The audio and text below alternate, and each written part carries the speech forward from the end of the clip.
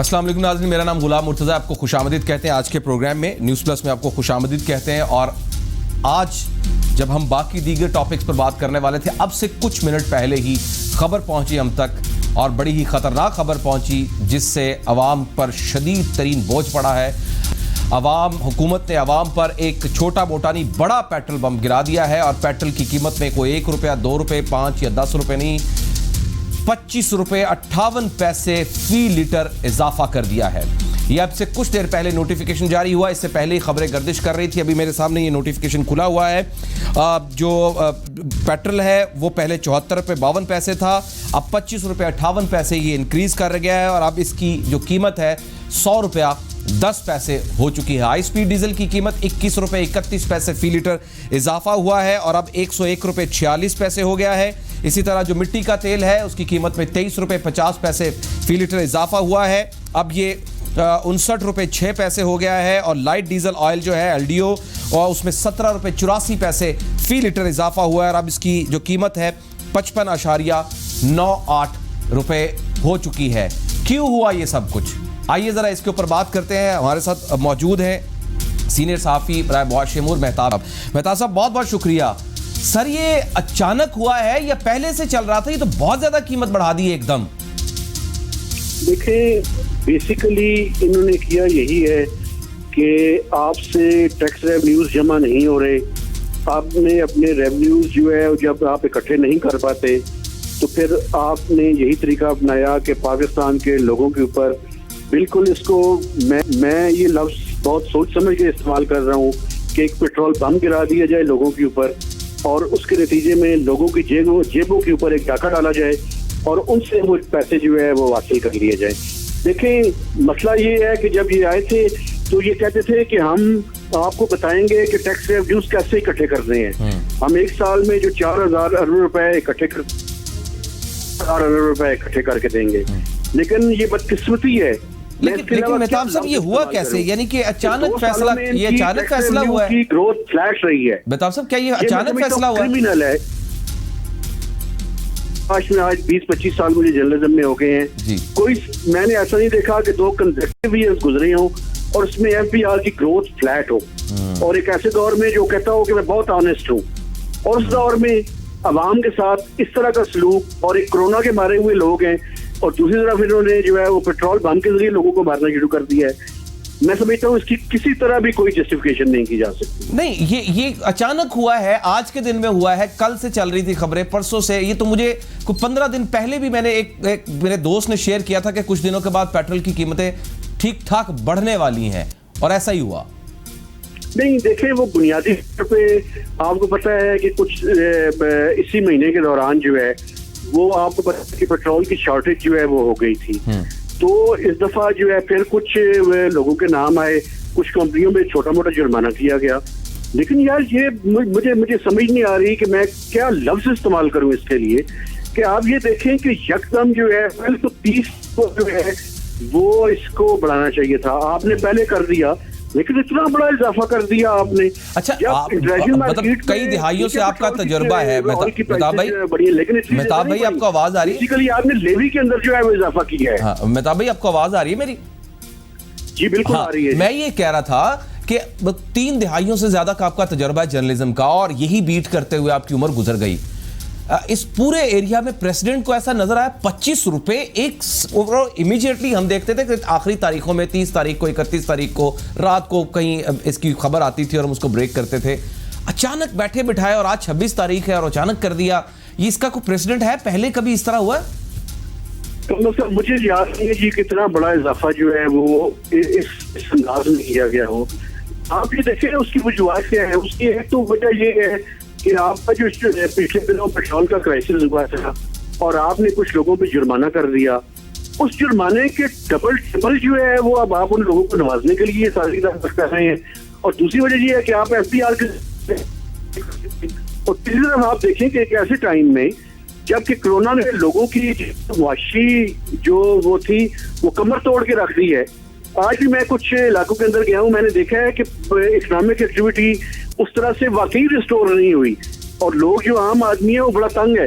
आपने यकदम जो इतना बड़ा इजाफा कर दिया है, मैं समझता हूँ इसको किसी तरह भी जस्टिफाई नहीं किया जा सकता, और इसकी पहले भी कोई मिसाल भी नहीं मिलती इंडस्ट्री कम उसका मुझे कोई याद नहीं है कितना बड़ा इजाफा जो है वो यकदम जो है वो कर दिया गया हो। राइट, और वो भी 30 से पहले 30 तारीख आपको करना चाहिए था। हाँ, अमूमी तौर पर प्रेसिडेंट भी यही नजर आता है कि 30 तारीख को ही हम देखते थे, 30 तारीख को, 31 तारीख को, जितना भी महीना होता था उसके बाद हम देखते थे, और मामूली सा आहिस्ता आहिस्ता बोझ डाला 25 रुपए एकदम।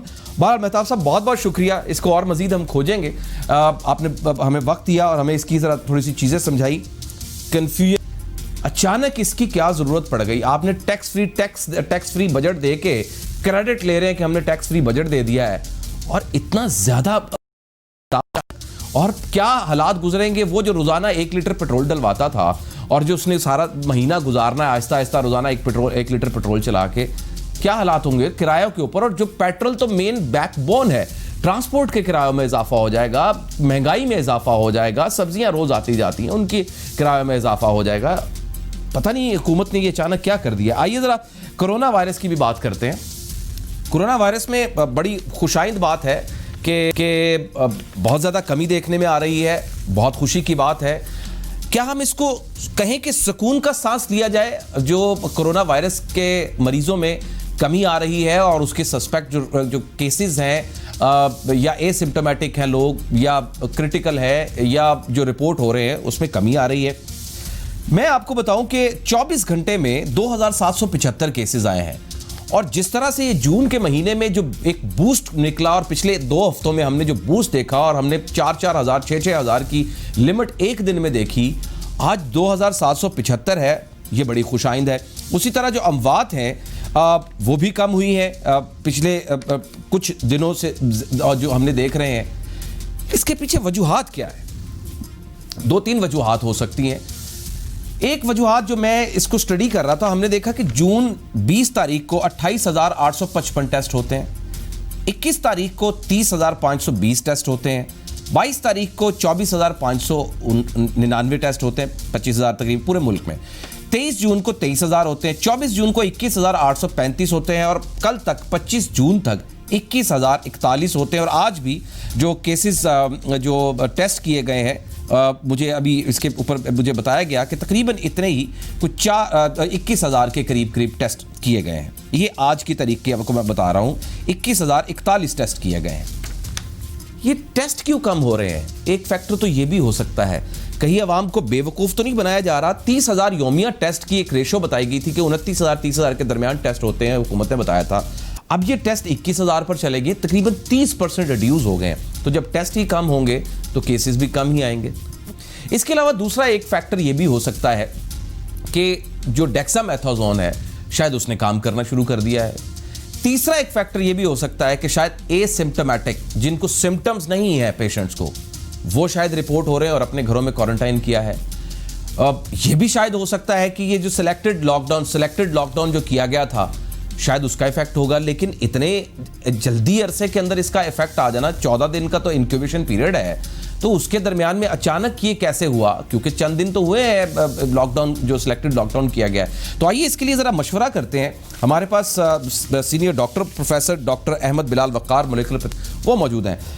डॉक्टर साहब, बड़ी खुशाइन बात है कि रोज़ाना की बुनियाद पर जो हम केसेस रिपोर्ट कर रहे थे वो बहुत कम हुए हैं। 2,775 आज केसेस हमने रिपोर्ट किए हैं।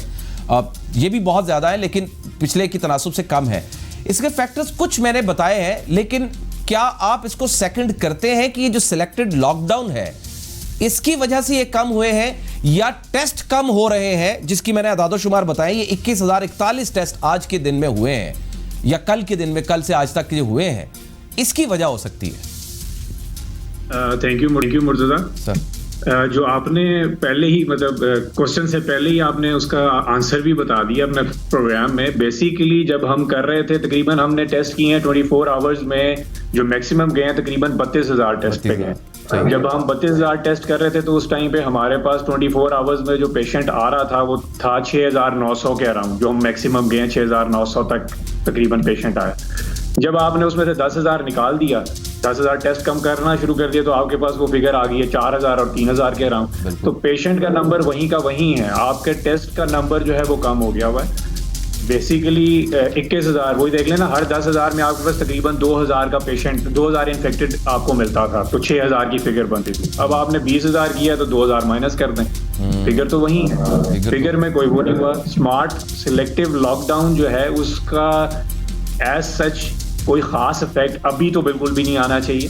ठीक है, जिस दिन से हुआ, जिस दिन से अनाउंस हुआ, उस दिन से अगर आप देखें तो उस दिन से आपके जो ये फिगर्स हैं वो कमी की तरफ डिक्लाइन होना शुरू हो गए हैं। लेकिन ऐलान करने से तो कोई फर्क नहीं पड़ेगा ना, it will take at least 7 to 10 days। नहीं तो इसके पीछे फैक्टर्स क्या है डॉक्टर साहब? मतलब मैं समझ जैसे कार्य हूँ, यानी कि हमने जो सिलेक्टेड लॉकडाउन किया है उसको आप भी निगेट कर रहे हैं, मैं खुद भी निगेट कर रहा हूँ, आप मुझसे ज़्यादा एक्सपीरियंस इस मामले में रखते हैं। दूसरा, हम ये कहते हैं कि शायद डेक्सामेथासोन ने काम करना शुरू कर दिया, क्योंकि ये भी रिपोर्ट हुआ है कि जो क्रिटिकल पेशेंट्स हैं उनमें कमी हुई है, क्रिटिकल पेशेंट्स में शायद उसका कोई एक इफेक्ट हो। वो भी इतना समझ में नहीं आता कि भाई वो इतनी जल्दी कैसे ठीक हो सकते हैं। फिर दूसरा ये भी समझने कि शायद क्लाइमेट चेंजेस की वजह से और गर्मी बहुत ज़्यादा बढ़ गई है, इसका इफेक्ट अभी तक रिपोर्ट नहीं हुआ कि गर्मी की वजह से हो सकता है। फिर सिवाय इसके कि टेस्ट कम हो रहे हैं, तो टेस्ट कम जो हो रहे हैं सर 21 जून को, यानी अब से कुछ 5 दिन पहले 30,520 टेस्ट हुए, तो 4-4, 5-5 दिन लग रहे हैं टेस्ट की रिपोर्ट्स आते हुए। तो क्या उसका इफेक्ट आ रहा, क्योंकि 5 दिन पहले तो 30,000 ही हुए थे। कोई कंफ्यूजन है दरमियान में, कुछ ऐसा पॉइंट है जिसकी वजह से समझ नहीं आ रही कम कैसे हुए हैं? कम होने का मुर्तज़ा वही है जो है बैक, या तो बैकलैग है, बहुत ज्यादा बर्डन है, जो बहुत सारे टेस्ट गए हुए हैं उनकी रिपोर्ट्स नहीं आ रही, ये भी एक रीजन हो सकती है। Dexamethasone can not be the reason, because dexamethasone सिर्फ क्रिटिकल पेशेंट में ही दी जाती है और उधर ही काम करती है। मतलब एक ऐसा मरीज जिसको ऑक्सीजन नहीं लगी वो और उसको हल्के फुल्के सिम्टम्स है, उसमें डेक्सामेथासोन नहीं दी जाती, बिल्कुल कॉन्ट्राइंडिकेट उसमें आ जाती है कि इसको नहीं देनी। ये सिर्फ सीरियस ऑक्सीजन वाले पेशेंट पे जो वेंटिलेटर पे है या उसको ऑक्सीजन लगी है उसमें ये काम करती है। तो उसमें क्रिटिकल जो है पेशेंट, उसमें तो ये बेहतरी आ सकती है, डेथ के नंबर पे थोड़ा बहुत इफेक्ट डाल सकती है। लेकिन हम डेक्सामेथासोन जो हमने लास्ट अपने प्रोग्राम में डिस्कस किया था, एक स्टडी आई थी जिसकी बेस पे हमने वो किया था, उसमें भी मैंने आपको बताया था कि हम डेक्सामेथासोन पूरी दुनिया में इस स्टडी के आने से पहले भी यूज हो रही है। सिर्फ इस स्टडी का मकसद ये है कि अब कंफर्म हो गया है कि जो हम पहले से यूज कर रहे थे वो वाकई में सही यूज कर रहे थे, तो उसका कोई इफेक्ट नहीं हो सकता इसके ऊपर। वो बैकलैग हो सकता है, नंबर ऑफ टेस्ट कम हो सकते हैं, नंबर ऑफ टेस्ट वाकई में बहुत कम है। हम 32,000 के अराउंड थे और हम 21,000 अब पिछले 2 दिनों से कर रहे हैं 24 आवर्स में।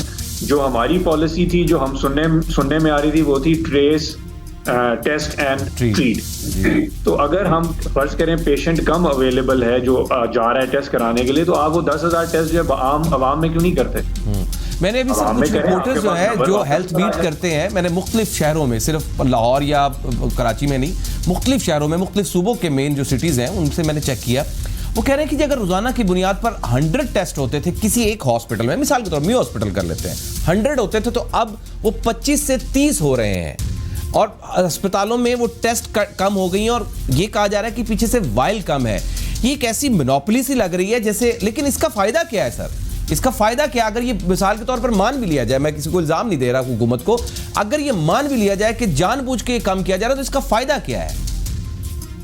इसका फायदा तो कोई भी नहीं होगा। देखें, जब तक हम जो ओरिजिनल फिगर्स हैं जब तक आवाम के सामने नहीं रखेंगे, मैं और आप जो हम बाहर बैठे हुए हैं, मतलब हमें नहीं पता कि ओरिजिनल फिगर क्या, मैं अपनी फैमिली के लिए कैसे डिसाइड कर सकता हूं कि क्या अच्छा है? बिल्कुल सही। This is my right, this is your right and every Pakistani is right कि हमें सच पता हो कि जी ओरिजिनल में क्या चीज चल रही है, ताकि मैं अपनी फैमिली के लिए, अपने घर वालों के लिए डिसाइड कर सकूं कि मैंने बाहर जाना है, मैंने बच्चे को बाहर निकालना है, नहीं निकालना, मैंने अपने पेरेंट्स का कैसे ख्याल रखना है। तो ये तो हमारा राइट बनता है। अगर इसमें कोई भी ऐसा चीज हो रही है कि जिसकी वजह से, जैसे वायल्स में आपने कहा, कोई अगर पीछे से उसकी शॉर्टेज है या कोई और शॉर्टेज की जा रही है, कोई जान के की जा रही है, वैसे वाकई में कोई शॉर्टेज मौजूद है, तो इसको पूरा करने की जरूरत है। इसका कोई बेनिफिट नहीं है, इसका किसी को फायदा नहीं होगा, ये बेकार की चीज है। मेरे ख्याल में ये चीज, इसको काउंटर करने की जरूरत है गवर्नमेंट को, और इसको अगर कोई भी इसमें कोई प्रॉब्लम आ रही है तो उसको पूरा करने की जरूरत है। और अगर वाकई में, क्योंकि बहुत सारे मरीज अब इस तरह के भी हैं जो घर में क्वारंटीन हुए हैं, लोग निकल के अस्पताल नहीं जाते, उसकी वजह बहुत सारी रीजंस हैं, जिसमें से एक तो ये कि कोई वहाँ जा नहीं सकता, साइकोलॉजिकल इफेक्ट्स बहुत ज़्यादा हैं। फिर वो एक टीवी के ऊपर वो जो यूट्यूब वगैरह के ऊपर जी एक वो चलता रहा जी जहर का टीका लगा रहे हैं डॉक्टर, ये कर रहे हैं वो कर रहे हैं, ये सब बेकार की चीज़ें। लेकिन उसकी वजह से साइकोलॉजिकल इफेक्ट्स तो हैं। हो सकता है मरीज अस्पताल ना जा रहा, अगर नहीं जा रहा, वहाँ टेस्ट कम हो रहे हैं, तो इसका मतलब है कि हमें ट्रेस, टेस्ट एंड ट्रीट वाली जो हमारी पॉलिसी जो जिसके मुतालिक कई दफ़ा कहा गया उसके ऊपर अमल करना चाहिए। और वो जो 10,000 टेस्ट हमारे पास एक्स्ट्रा पड़े हुए हैं, मौजूद हैं, क्योंकि हम 32,000 करते रहे, तो हमें जाके अवाम में मतलब आप चूंकि एक्सपर्ट हैं डॉक्टर साहब, चूंकि आप एक्सपर्ट हैं, मैं खोजने की कोशिश कर रहा हूं, मैं चाह रहा हूं कि मैं कोई और पॉइंट ढूंढ लूं जिसकी वजह से हम ये एक फाइनल करें कि नहीं इस वजह से ये टेस्ट कम हो रहे हैं, मरीजों की तादाद कम हो रही है। और सबसे बड़ी बात ये डॉक्टर साहब, मैं ये जानना चाह रहा हूं कि इस अगर मिसाल के तौर पर इसको डिफ्यूज कर दें कि जी टेस्ट पूरे ही हो रहे हैं, मिसाल के तौर पर हम इसको डिफ्यूज कर देते हैं, हालांकि रिपोर्टेड है कि 20,000 हो रहे हैं, 20-21,000 आज हुए हैं, चले 20-21,000 भी हो रहे हैं, तो तब भी क्या इतनी 50% रेशो कम होनी चाहिए थी आपके अंदाज़े, क्योंकि आप PhD भी हैं, तो साथ में जरा ये भी कहेगा, क्योंकि हमारे पास तो डेटा ही नहीं है, हम तो इसको आइडेंटिफाई नहीं कर सकते कि कितने केसेस हैं, ना आप ना बतौर जर्नलिस्ट, हमारे पास जब तक जो गवर्नमेंट डाटा देगी वही हम फॉलो कर सकते हैं। मुर्तज़ा साहब, इसमें शुरू से ही, जब से ये शुरू हुआ है कोविड का पाकिस्तान में, उस टाइम से ही हम ये कह रहे हैं कि जी हम अंडर टेस्टिंग कर रहे हैं। अंडर टेस्टिंग का शुरू से ही हमारा ये है, क्योंकि हमारे जो पॉपुलेशन है 24 करोड़ की, उसमें से अगर हम निकालें तो हमने मेरे ख्याल है अब 11 लाख टोटल टेस्ट किया या 12 लाख कर लिया होगा पूरी 24 करोड़ आवाम में। अब तक की जो फिगर्स हैं जो गवर्नमेंट की वेबसाइट ही दे रही है, मतलब 12 लाख नहीं होगा, 12.5 लाख होगा। तो 24 करोड़ की आवाम में अब तक के टोटल टेस्ट जो हमने किए हैं दैट इज 12.5 लाख, चले 13 लाख लगा, 13 लाख, तो उसका कुछ परसेंटेज भी लगाएं तो ये तो पॉइंट्स में परसेंटेज आती है। और ये बीमारी जिस तरह अगर आप अमेरिका को देख लें इस टाइम पे, उनका सिनेरियो देख लें, तो उधर जो है मेरे ख्याल है 25 लाख इन्फेक्टेड की फिगर है। टेस्ट तो एक अलग चीज है, 25 लाख से ज्यादा उनकी इन्फेक्टेड की फिगर है। अगर हम अपने पास आ जाए पाकिस्तान में देखें तो अभी हम 2 लाख नहीं हमने किया। अल्लाह करे ये फिगर सही हो, मतलब मेरी दुआ है कि ये फिगर सही हो, जो हमारे नंबर्स कम हो रहे हैं, अल्लाह करे ये भी ठीक हो, लेकिन मौजज़े के अलावा कोई और रीजन नहीं मुझे समझ आती इस फिगर का कम होने की। बहुत शुक्रिया sir, thank you very much. हमारी बात सेकंड हो रही है कि जो टेस्ट कम हो रहे हैं, बहुत सब हमेशा हमारे लिए वक्त निकालते हैं, हम आपके बड़े मशहूर है सर, तो वो बात सच हो रही है, सच्ची साबित हो रही है। इसके अलावा कोई और फैक्ट नजर नहीं आ रहे हैं कि आखिर एकदम निस्फ पर कैसे आ गई। कोई क्लाइमेट का मसला है, कोई दवा असर कर गई है, इम्यून सिस्टम बूस्ट कर गया है, मरीज कम हो गए हैं, लोगों ने एहतियात करना बहुत शुरू कर दी है, सिवाय इसके कोई और बात समझ नहीं आ रही है। तो बहरहाल अल्लाह करे ऐसा ही हो, हमारी बहुत दुआ है। मैं वो उस दिन का इंतजार कर रहा हूं जब मैं रिपोर्ट कर रहा हूं आपको कि आज पाकिस्तान में कोरोना का कोई मरीज नहीं है। एक ब्रेक लेते हैं और ब्रेक के बाद जरा सिंध गवर्नमेंट के बजट की बात करते हैं। कराची के लिए एक भी मंसूबा नहीं है, क्या हुआ? एक ब्रेक के बाद बात करते हैं। ब्रेक के बाद आपको खुशामदीद कहते हैं। हम ये जानने की कोशिश कर रहे थे कि सिंध जो हुकूमत ने अपना बजट पेश किया और जो वफाक ने बजट पेश किया है, इसका ज़रा एक तकाबली जायज़ा लिया जाए और समझने की कोशिश की जाए कि दरअसल पाकिस्तान पीपल्स पार्टी जो कि सिंध गवर्नमेंट को संभाले हुए है, वो दरअसल जो उन्होंने बजट पेश किया है वो वफाक के बजट से कितना मुख्तलिफ है या कितना बेहतर है। दूसरा ये ज़रा ये भी वर्जन लिया जाए पाकिस्तान पीपल्स पार्टी का कि वज़ीर आज़म इमरान खान साहब ने एक लंबी तकरीर की गुज़श्ता रोज़, उस तकरीर के बारे में खुदा ना खास्ता अल्लाह इस जमहूरियत को बचाए रखे, ये कहा जा रहा है जैसे अलविदाई तकरीर है। लोग कमेंट कर रहे हैं, मुख्तलिफ सोशल मीडिया के ऊपर बड़ी इसके ऊपर डिबेट की जा रही है। फिर उन्होंने उसामा बिन लादेन को एक शहीद का लफ्ज़ इस्तेमाल कर दिया, उसके ऊपर भी बड़ी रिटेलिएशन आई। पाकिस्तान पीपल्स पार्टी बिलावल भुट्टो साहब ने बहुत ज़्यादा इसके ऊपर रिटेलिएशन दी, पर पूरे पाकिस्तान ने दी। तो इसके लिए ज़रा बात करते हैं। हमारे साथ सैयद कुमैल हैदर शाह साहब, रहनुमा पाकिस्तान पीपल्स हमारे साथ मौजूद हैं, उनसे बात करते हैं। शाह साहब बहुत बहुत शुक्रिया साहब, आप हमेशा हमारे लिए वक्त निकालते हैं और हमें बताते हैं वर्जन। तो शाह साहब सबसे पहले तो ये फरमाइएगा कि जो सिंध ने नए बजट में जो मंसूबे दिए हैं या सिंध बजट ने जो डायरेक्शन ली है वो कितनी बेहतर है, और वफाक तो फाटा के लिए भी पैसे मांग रहा है कि कमिट किया था उसके पैसे अपनी, जैसे आपने जुबान की थी, वो सारे सूबे अपने अपने पैसे दे फाटा के लिए। ज़रा मुझे कुछ तकाबली जायज़ा तो समझाएं कि क्या है इसके अंदर और पाकिस्तान पीपल्स पार्टी क्या समझती है इस पर।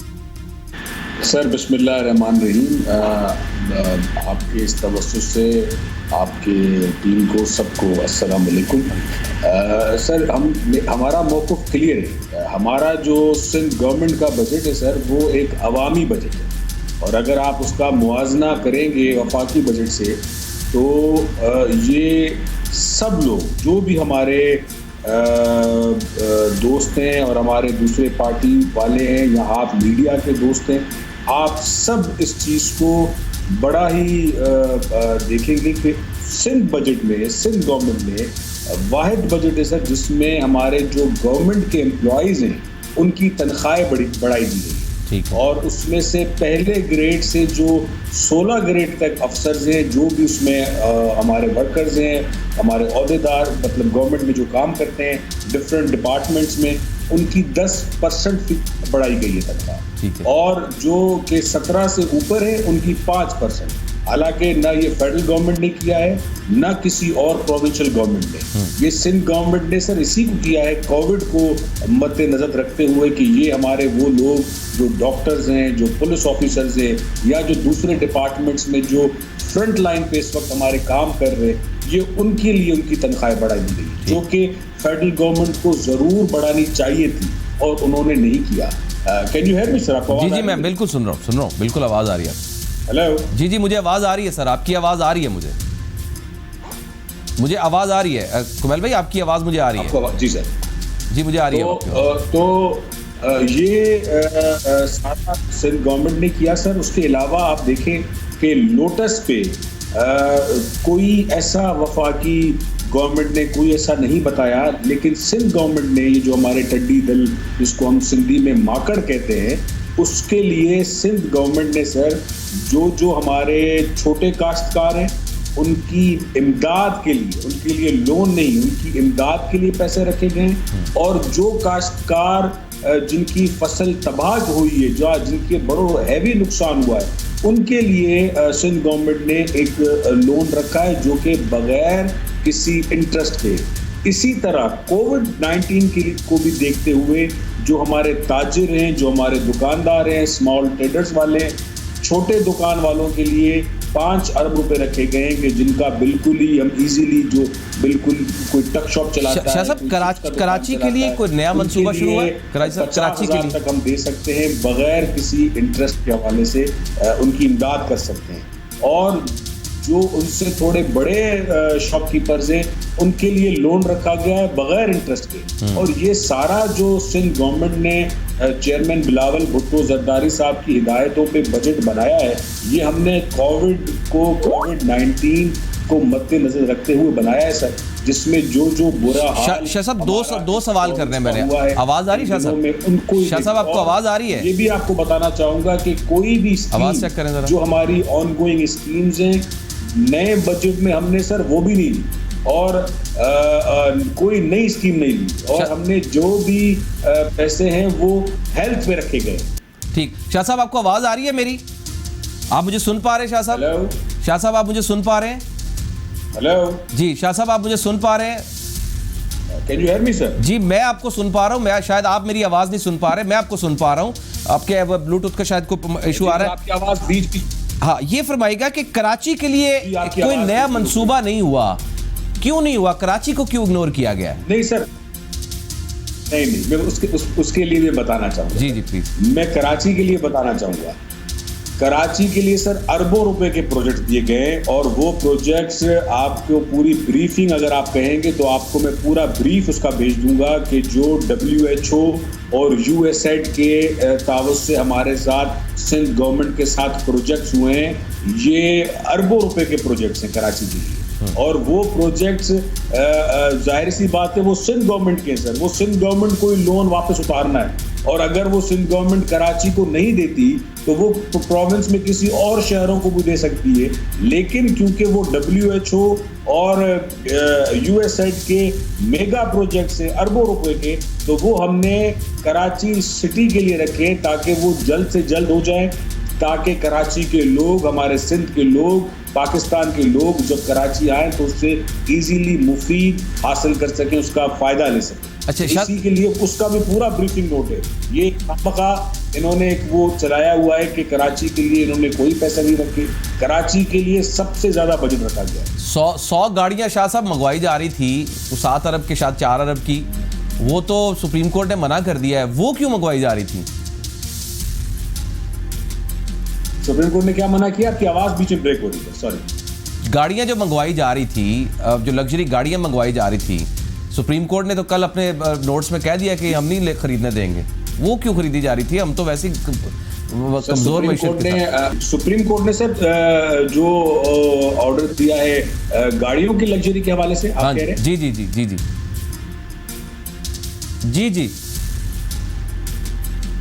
जी, तो वो सर उस पर सुप्रीम कोर्ट ने अपना एक खदशा जाहिर किया है और उन्होंने कहा है, और अगर सुप्रीम कोर्ट ऐसा कोई ऑर्डर पास करता है तो हम उस पर इम्प्लीमेंट करेंगे, उस पर मानेंगे जो भी। चले, वजीर आजम साहब की तकरीर पर को वर्जन दे। पाकिस्तान पीपल्स पार्टी कैसे हो जी? वजीर आजम साहब की एक तवील तकरीर, मैंने तो उस तकरीर को पॉइंट वाइज अगर मैं उसको खंगालूँ ना, यानी कि मैं उसके जो इकोनॉमिक इंडिकेटर्स जिनकी तरफ वो इशारे कर रहे हैं और उनके जो फैक्ट्स बता रहे हैं, मैं उनको खंगालूँ ना, तो मुझे तो तकरीर बड़ी अच्छी लगी, मैं बड़ा महव हो गया।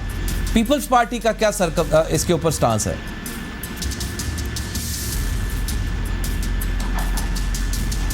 शाह साहब। जी सर, जो प्राइम मिनिस्टर साहब की तकरीर है सर, वो तकरीर जो है वो आपकी बात बिल्कुल सही है। वो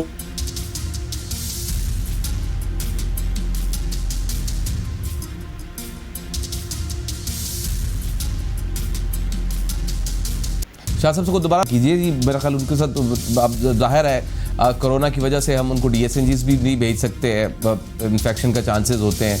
दूसरा ये है कि उनको मिलाएं, दोबारा उनको कॉल मिलाएं ताकि अब उनसे बात कर सकें।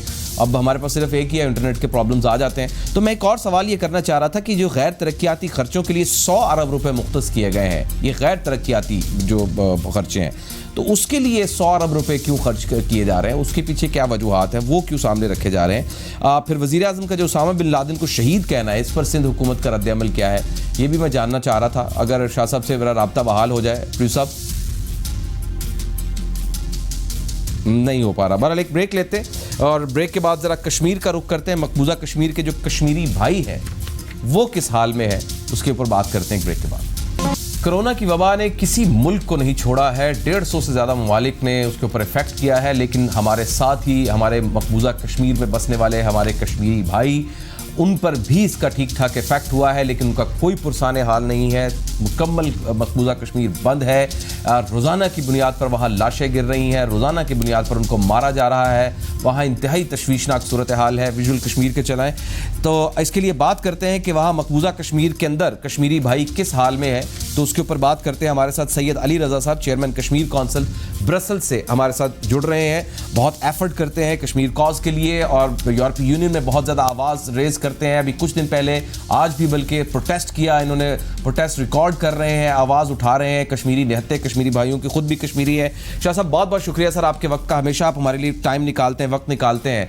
सर ये फरमाइएगा कि मकबूजा कश्मीर के अंदर कश्मीरी भाई इस कोरोना के हालात में और ऊपर से जो फौजी भारतीय फौजी हैं और उनके ऊपर जो जुल्म व सितम कर रहे हैं, कश्मीरी भाई हमारे किस हाल में है? अंदर की कोई खबर तो सुनाए।